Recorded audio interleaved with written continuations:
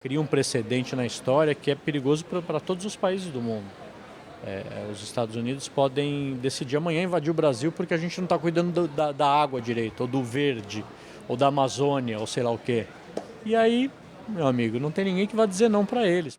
Isso aqui pode parecer bobagem, mas quando eu mostrava isso para um soldado iraquiano meio bravo, ou para um guia meio duro, meio ríspido, amolecia o cara na hora. E pedi 5 minutos pelo seguinte, eu queria consultar minha mulher.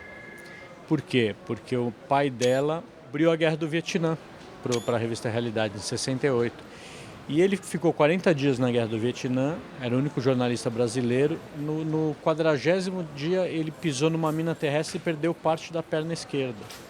Então tinha esse histórico na família. Por isso que eu falei, eu tenho que consultar minha mulher de qualquer maneira. Além da corrupção que corre solta, suborno, para conseguir quarto em hotel a gente precisava subornar.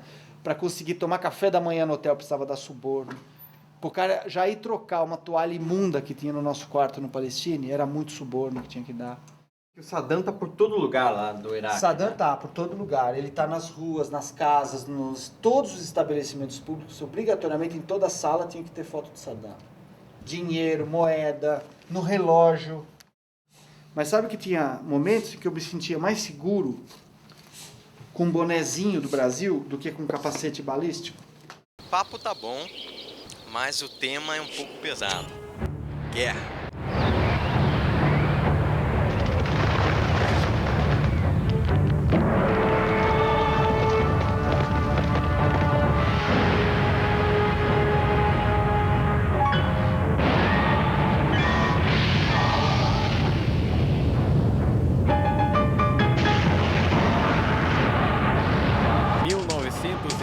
A 1918, Primeira Guerra Mundial, 20 milhões de mortos.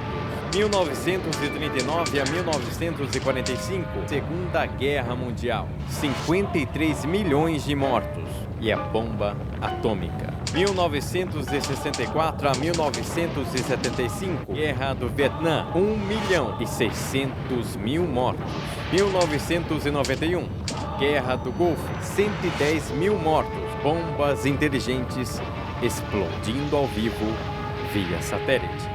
1992 a 1995, Guerra de Sarajevo, 220 mil mortos. Cristãos versus muçulmanos.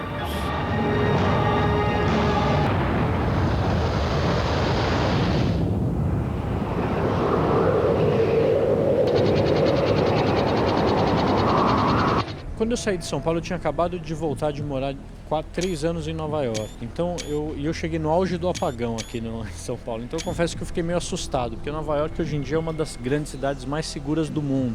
E São Paulo, como a gente sabe, não é uma das grandes cidades mais seguras do mundo. Então quando eu caí aqui no meio, eu vi as pessoas todas com medo, fechando o vidro do carro, andando na rua, olhando para os lados e tal. E falava, nossa, como essa cidade mudou, né? Como tá mais escura e mais perigosa e tal.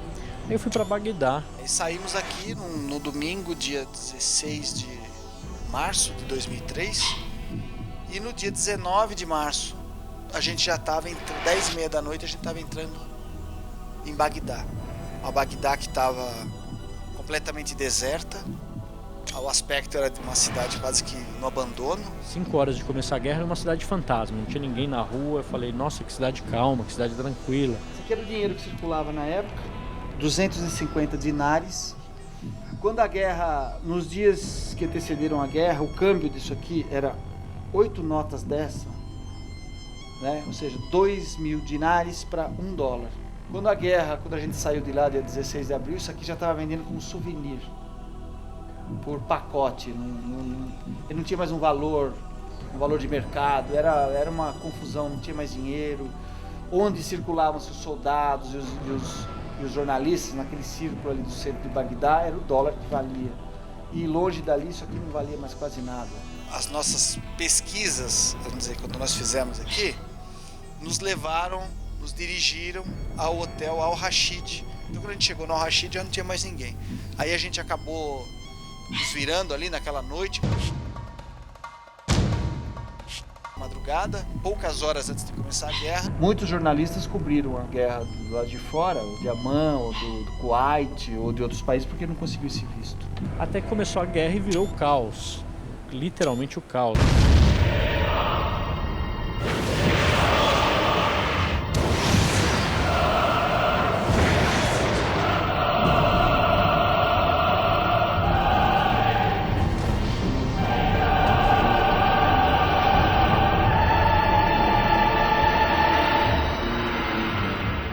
Já não tinha mais força, qualquer tipo de autoridade nenhuma, governo, nada, acabou tudo.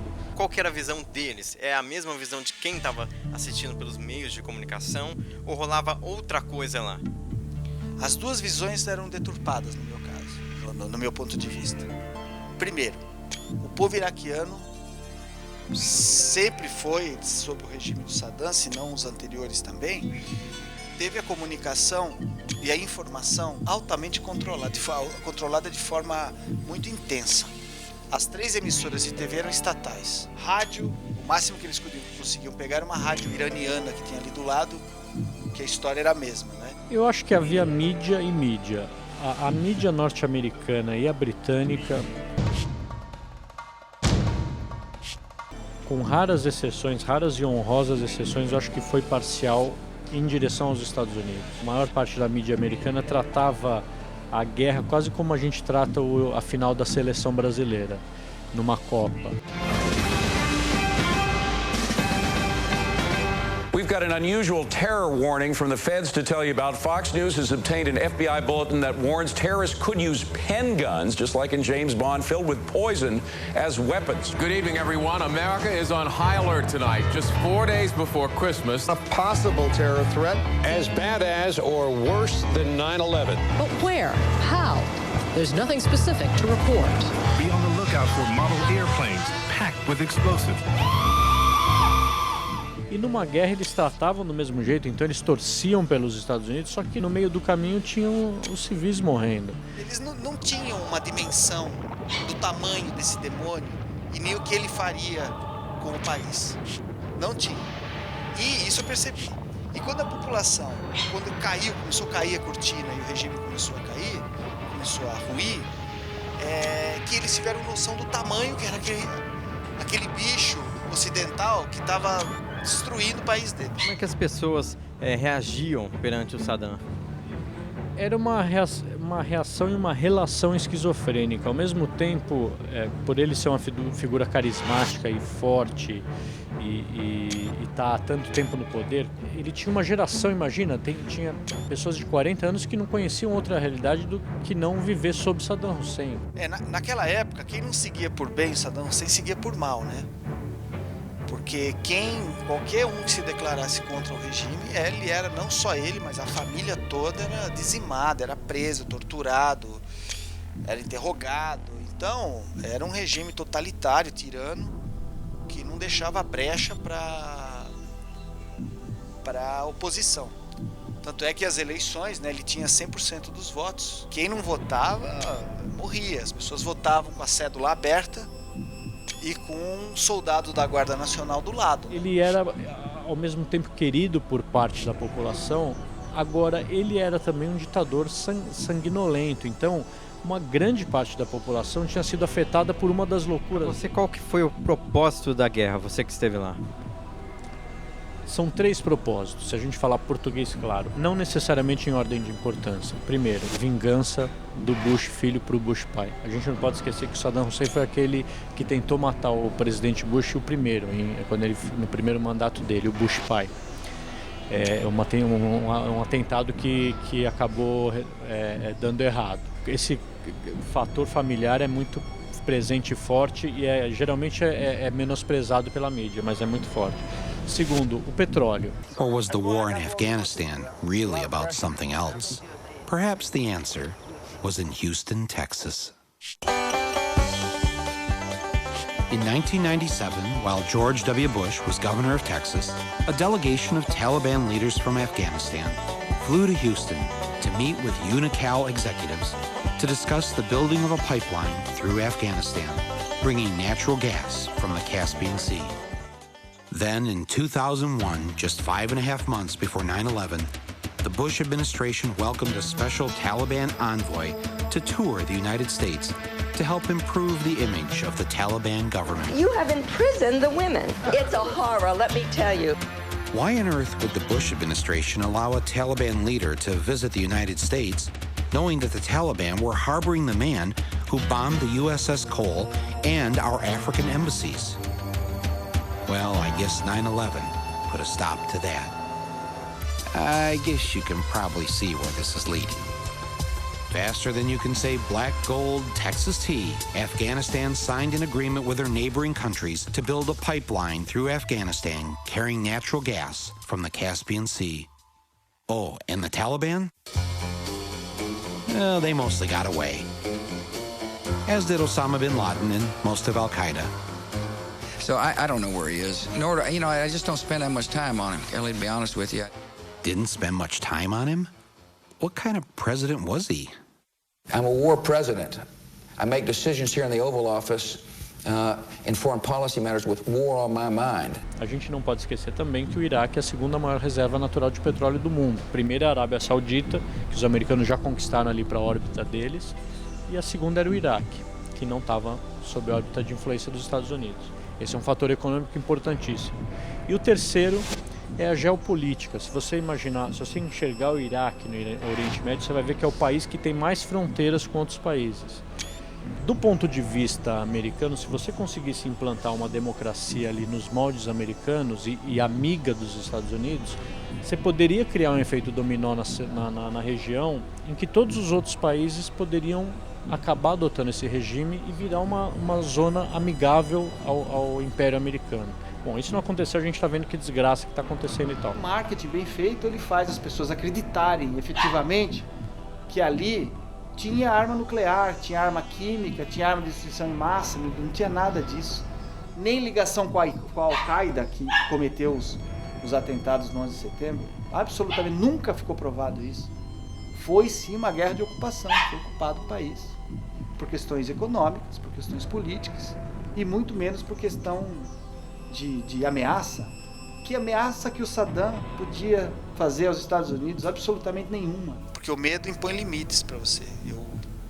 Eu só pensava em ir para lá, fazer meu trabalho e voltar.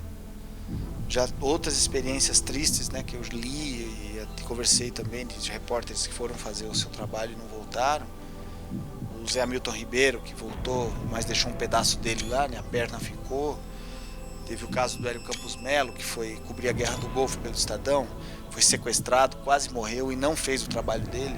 Voltou vivo, sem problema, mas é um cara que foi sequestrado. Então eu considerava todas essas possibilidades. E vou dizer, morrer não era a pior da possibilidade.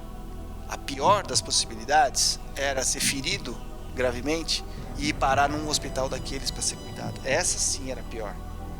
Porque se você morrer, acabou. Agora, você ser ferido, perder uma perna, um braço, ficar gravemente ferido e ir parar num daqueles hospitais que pareciam matadouros ali depois de uns dias de guerra. Aqui eu olhava para aquilo e falava, eu prefiro morrer. Aqui eu não quero viver. Entendeu? Então, a pior possibilidade nem era a morte. Eu me desgarrei uma madrugada, onde estava havendo um tiroteio violento em frente ao hotel onde nós estávamos, lá o Hotel Palestino. Eu e o Sérgio descemos para acompanhar um pouco mais de perto. Era um grupo de iraquianos da resistência que resolveu fazer um ataque aos policiais que montavam guarda em frente ao hotel. Os policiais reagiram na hora, começou um tiroteio violento, bomba daqui, bomba dali. E tinha um grupo pequeno de jornalistas fazendo essa cobertura atrás dos tanques protegidos. E eu me desgarrei desse grupo, entrei no estacionamento do hotel que frente ao Palestino, que era o Sheraton, e tentei fotografar uma prisão que estava sendo feita.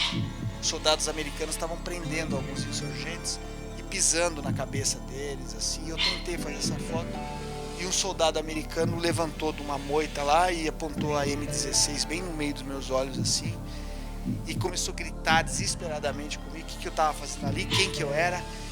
E eu só de lembrar me arrepio, porque eu estava vendo a hora que ele ia puxar o gatilho, entendeu? E eu vi assim, naquele desespero do cara, que era um garotão querendo fazer a guerra dele ali, atirar em alguém. E eu tava vendo que ia ser em mim que ele ia atirar. E eu mostrando o colete à prova de bala, tinha uma palavra imprensa grande, Eu tinha uma bandeira do Brasil também no colete. E eu tentava explicar para ele devagar, calma, eu sou brasileiro, eu sou fotógrafo, e mostrava a minha câmera. E ele continuava berrando com a arma apontada para mim. E eu pedindo calma para ele, calma. Eu tô indo embora, até que ele se convenceu. Mas foram assim 15 segundos que eu achava que ele ia atirar na minha cara. Aquele dia ali, eu realmente... Foi uma tentativa de conseguir uma foto melhor que podia ter me custado a vida.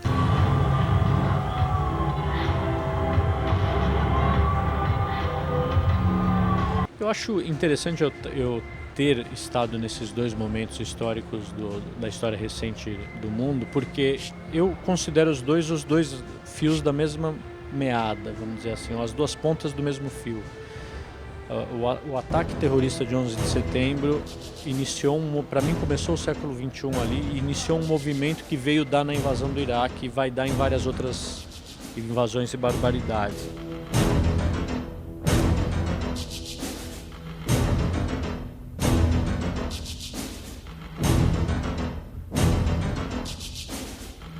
São duas batalhas de uma mesma guerra que não acabou ainda. A gente ainda vai ver outras batalhas, a gente está em plena guerra. Depois da ocupação, quando o regime caiu, os norte-americanos ocuparam Bagdá, a gente já tinha livre circulação. E numa dessas a gente foi até o Sérgio W, a gente foi uma vez com um grupo de jornalistas até esse complexo presidencial, né, onde tem vários palácios, tinha uma estrutura do governo instalada nessa área.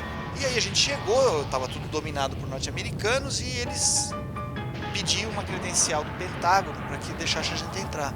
Só que essa credencial era só fornecida para os jornalistas embutidos que acompanharam as tropas no ataque. Nós não tínhamos, obviamente. E aí, por nossa felicidade, um soldado que estava, um oficial de plantão ali na entrada, ele tinha namorado com uma brasileira, uma cearense. E aí conhecia o Ceará, conhecia o Brasil, adorava o Brasil. E aí falou, pode entrar vocês, mesmo sem credencial, pode ficar à vontade, só tome cuidado. E orientou a gente, porque tinha armamento à vontade pelo chão, granada espalhada pelo chão, metralhadora, tudo, porque fazia 3 dias que eles tinham dominado o Bagdá e ainda eles estavam fazendo um mapeamento, né, do que tinha ali. Mina, tinha lugar que poderia ser campo minado. E aí entramos só nós dois, então com exclusividade a gente foi entrando com um palácio no outro. Fotografamos um gabinete do Saddam Hussein, a sala de reuniões, vimos palácios completamente destruídos ali. Isso aqui é um restinho do palácio, que são 2 pingentes de um lustre do palácio que foi abaixo. E o palácio republicano que ficou intacto, não foi bombardeado, que é um, inclusive tinha portas de ouro, a porta tinha uma folha de ouro de cima e embaixo. Esse palácio ficou intacto. Pra gente, terminou 15 dias antes do que o anúncio oficial. Dia 1º de maio, o Bush, num porta-aviões lá no Golfo, anunciou o fim da guerra. Mas a nossa terminou no dia 16 de abril, quando a gente voltou para Amman. Finalmente, quando a gente passou mais uma vez esse trajeto que eu te falei, mais 1000 quilômetros para voltar, e quando a gente conseguiu, e tudo era uma luta, para atravessar, cada vez que a gente atravessava a fronteira, era um drama. Quando a gente conseguiu voltar, eu lembro que a gente entrou no hotel, eu fiquei assim mais de 24 horas, sem sair, com a porta fechada do hotel, só comendo, tomando banho de banheira, bebi pra caramba e eu queria, dando graças a Deus que eu tinha saído de lá. Termina por aqui, espero que você de casa tenha gostado. Essa foi a nossa matéria sobre guerra, onde você viu os fatos, né, a experiência de quem esteve na guerra, quem fez parte do fronte de guerra, a parte mais difícil. Sérgio Dávila, muito obrigado. Obrigado. Muito obrigado, Juca. Obrigado, um abraço. E até a próxima.